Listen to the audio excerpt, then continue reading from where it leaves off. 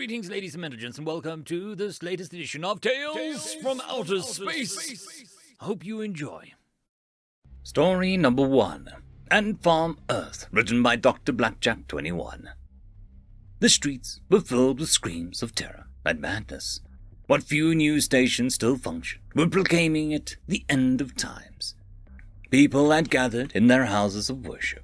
They prayed for the respite from whatever deity or forces they worshipped. But any semblance of divine was absent from the world.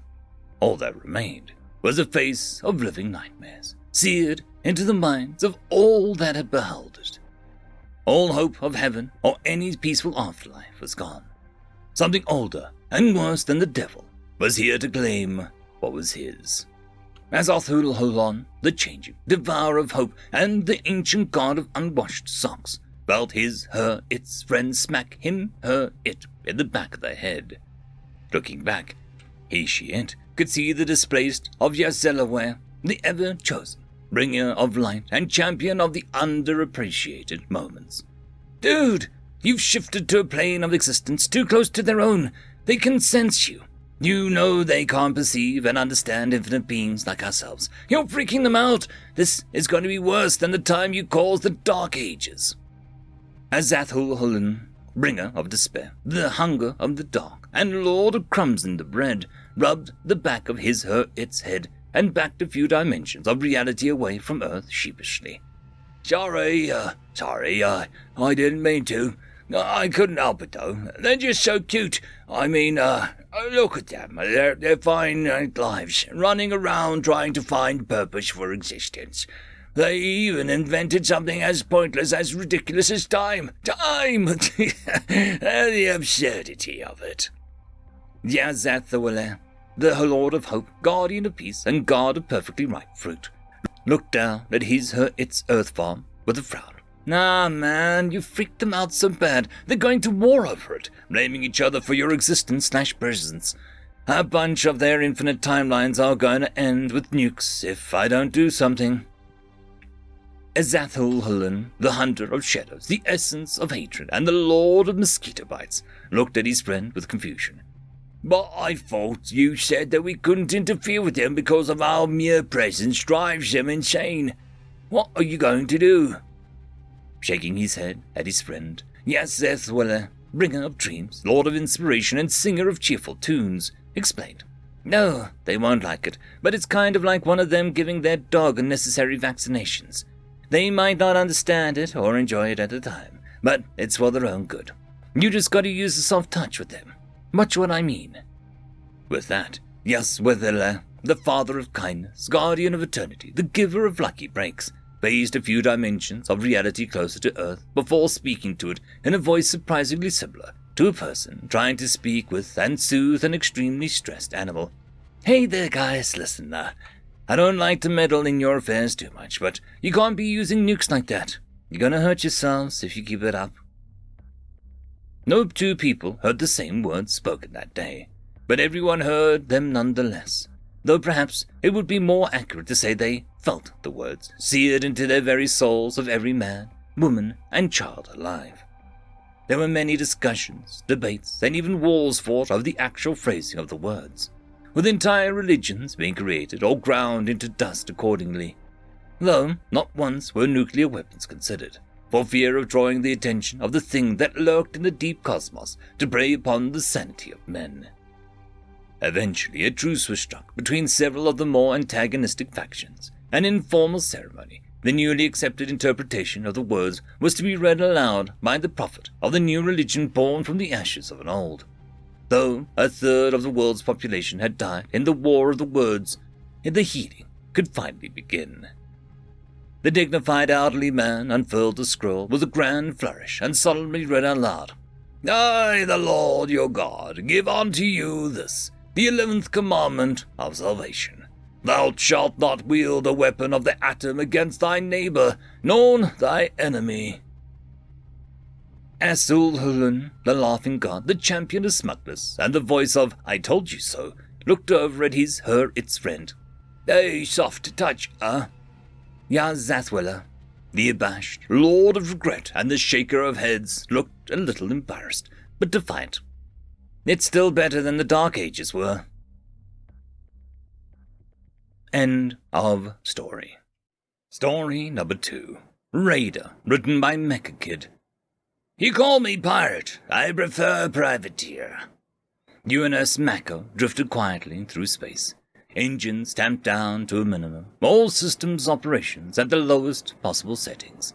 She had been fitted out for stealth, with a comprehensive suite of both passive and active systems. Engine baffles cooled her exhaust systems, and radiation-absorbing materials ensured that she would not be seen. To any observer, Mako was one with the darkness of space. Captain Grace Mahal pulled herself away from the targeting scope and walked to the plot table. Her XO keyed in the data, and the hollow map displayed the track of the convoy. Optimum firing point is here. The red icon appeared on the map. Target will be in position in 90 seconds. Grace nodded. Thank you, Mr. Morton. Weapons, make ready, fun launchers 1 through 6. Full spread by mark. Aye, Captain. Outside the ship, the cover slid away from 6 of the ship's 10 blisters, revealing a series of tubes. Inside each tube, a nuclear-tipped torpedo came quietly to life. The plot showed the projected position of the ship's drift slowly towards the red marker. Grace went back to the targeting scope, pressing her helmet against the rubber fitting as she swept the targeting array over each ship in the convoy. She pressed a button, feeding the target data to the launchers. Bearing, range, speed, shield pattern, all recorded automatically. The seconds ticked down, and the convoy plodded on, blissfully unaware that they were being hunted. Ready, launch! Magnetic induction hurled 36 weapons into space. A second later, the reaction drives on the torpedoes kicked in, and the weapons streaked towards their targets. The weapons crossed half the distance between the ships before they began to react, transports steering wildly to evade. Escorts used both jammers and plasma to try and protect their charges, and even succeeded in shooting down or fooling several of the weapons. It didn't matter. The darkness of space was dispelled violently as weapons found their marks, and 22 miniature suns blazed to life. The Krovac escorts searched desperately for their attacker, even going so far as to launch random plasma bolts on a vector that the torpedoes had come from. Grace laughed at the attempt. Mako was long gone.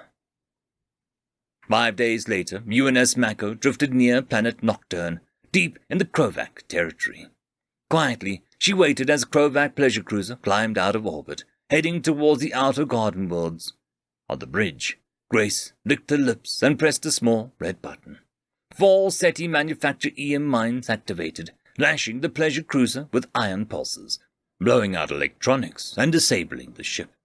Quickly, the Mako came to life, sliding towards the Krovac ship and matching up with it.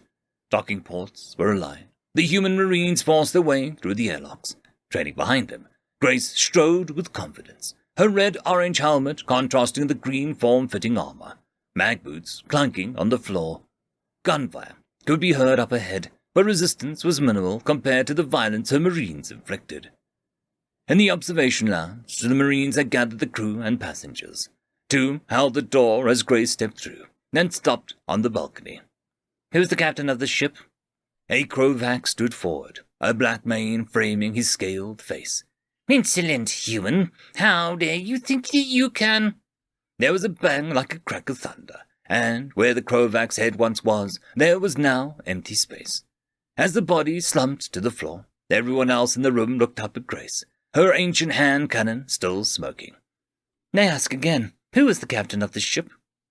There was silence from the gathered Krovac. Then one of the crew, a junior officer, knelt slowly. "You are—" The rest of the crew slowly knelt in submission. "Congratulations, you get to live a little longer." Slowly, Grace removed her helmet with a free hand, letting her red hair flow into the weightlessness of the disabled ship. "I'm Grace Mahal, and this ship now belongs to me." The Krovac destroyer burned hard, chasing the black ship through the void, lashing out with its plasma bolts. Behind it, a military convoy lay decimated, with 4 ships completely destroyed, and another 7 seriously damaged. Grace laughed, and her crew cheered as the UNS Mako transitioned to jump space, leaving her pursuers behind. End of story. I would quickly like to thank the T5 channel members and Patreons. Caspar Arnholtz, Cam Maxwell, Barky, Lord Azrakal, It's Difficult to Pronounce, Dragzoon WRE, Holly's Sister, Arcadian. Thank you very much.